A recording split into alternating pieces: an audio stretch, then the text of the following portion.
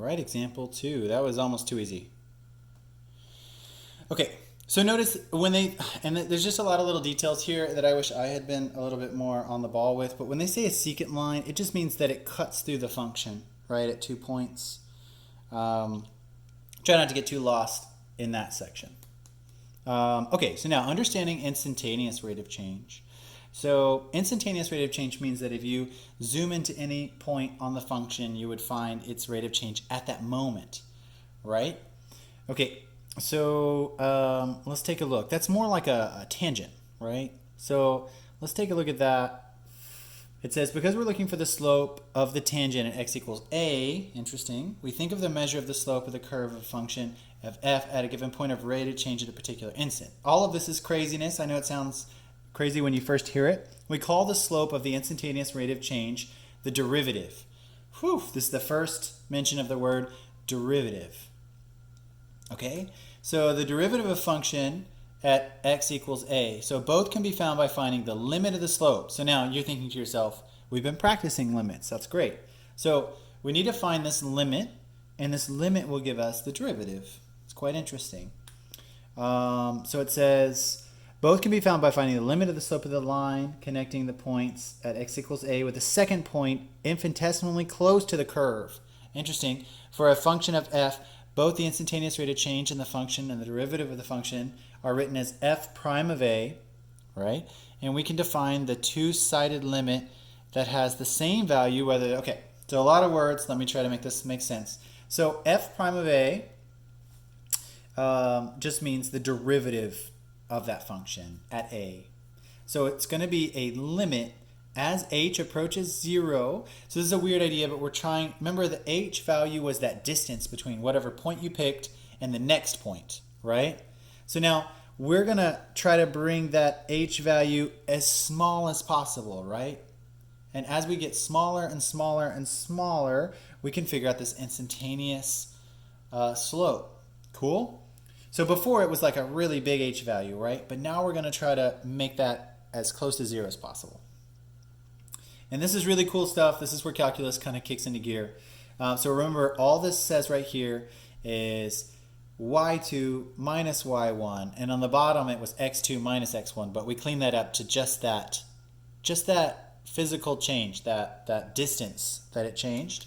Cool? And then as we bring this down to the smallest, infinitesimally small amount, we will expose, if we take the limit of that, we will find its derivative. Cool. So here is the definition. The derivative, or instantaneous rate of change of a function of x at x equals a is given by this definition.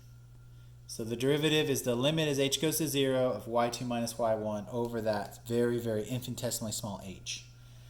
So the expression is called the difference quotient. Cool. We use the difference quotient to evaluate the limit. Okay, derivatives and interpretations of the notation. So this is not necessary for us. These are different ways it could be written. This is really cool. You'll see this in college. All this just means is take the derivative of y in terms of x. Take the derivative of f in terms of x. Derivative in terms of x of f of x. This is all really the exact same thing. You'll see lots of uses of that later. Okay, let's actually get into some real stuff and not all this theoretical. So let's go through these kind of instructions out here. First it says just calculate f of a plus h. Now remember, that is another way of just saying what? y2. Calculate the output of that change, right? And then calculate f of a. This is y1, right? And then actually find the difference. So this is kind of like delta y. Cool. And then on the bottom, this is kind of like delta x. Cool. And then find the limit as the final step.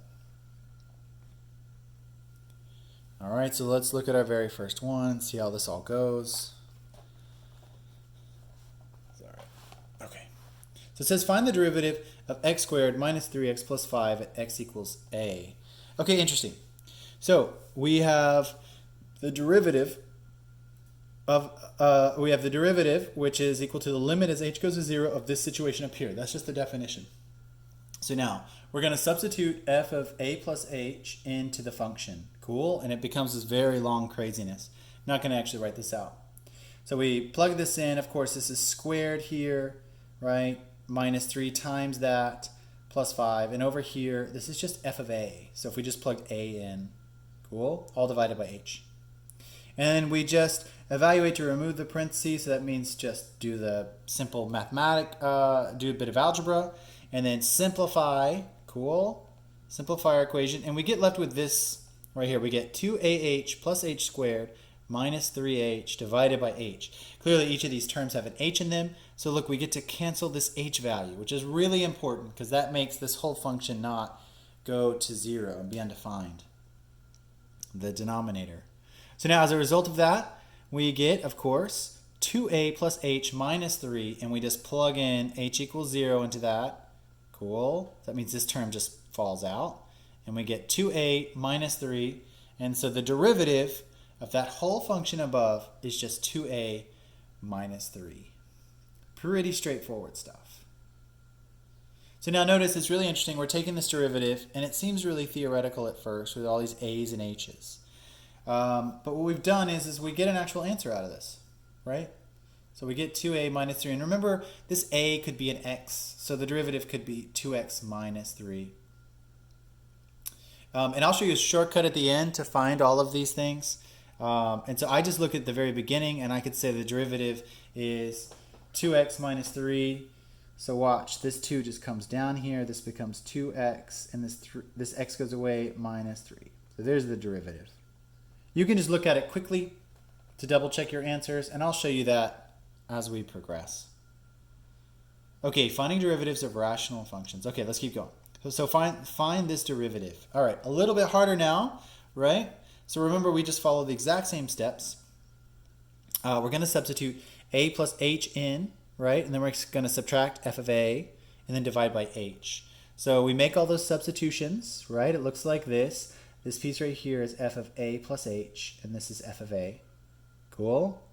Then we do a bunch of algebra, multiply denominators, find common denominators, lots of hard stuff in here, but it's not terribly hard. It's nothing that you can't do. Simplify, distribute, simplify, and we get some outcome, which is going to be 5h, and then in the denominator, we get this. We get 2 minus all that, right? No problem. Now, we can't substitute 0 in yet because we're worried about some of these pieces going to 0 themselves. Notice this piece out here would cause it. So we need to eliminate this h piece. So they do a little bit more canceling and combining, and we get this situation here. We get 5 over this. Now, we can plug in a 0 for h now, which they do. Cool. So now they just evaluate the limit, right? That just means plug 0 in for h. And we get this outcome here, and our final answer, 5 over 2 minus a quantity squared. Okay, again, none of this is hard. Theoretically, this is straightforward. You're just going to have to get really, really great with your algebra. That's the key here. Example 4, finding the derivative of a function with a root. Okay, interesting. So we're just trying out each ones. So again, plug it in, right? So you get 4 times the square root of a plus h minus 4 root a divided by h. This one's a little bit easier, right? What do we do with this situation? Can we simplify it? What should we do? So it looks like they wanted to multiply by some conjugate. So it's, yeah, substitute this in and then multiply the numerator and the denominator by the conjugate. Cool? So we multiply by the conjugate to see what we get. So notice that this is going to be the conjugate out here. Cool. And then multiply, simplify, algebra, algebra, algebra. And then we evaluate the limit. So as soon as we're able to evaluate the limit, as soon as we can plug 0 in for h without the whole denominator going to 0, making it undefined, we can do so. And then we get our answer. So 2 over root a. Cool. And then you can actually find it at a certain point. So once you find this theoretical derivative, this is the answer, this is the derivative for the whole function, right? So then you can do it at a specific point. You could plug in 36, right? And you could say 2 over root 36, and you get a nice answer out of that. Okay, finding instantaneous rates of change. Okay, this is like a physics problem. Looks like we're dropping a ball So let's look at it. Finding instantaneous rate of change. Using the function above, which is just basic physics, what is the instantaneous velocity of the ball at 1 second and 3 seconds into the flight? So if they want instantaneous velocity, they mean take a derivative, right? So they mean take a derivative and then plug in 1 and 3. So that's what the instructions say. So we know how to do that. So we just plug it into this equation, right? Again, lots of algebra, lots of simplifying, evaluating the limit, right? Evaluate that limit nice and slowly. Once you get to a good place where you can eliminate that h in the denominator, right? You can evaluate it. Good. And the derivative comes out to be negative 32t plus 64. So now once you get this derivative for the function, all you need to do is plug in those two pieces. You need to say at t equals 1 and at t equals 3. Cool.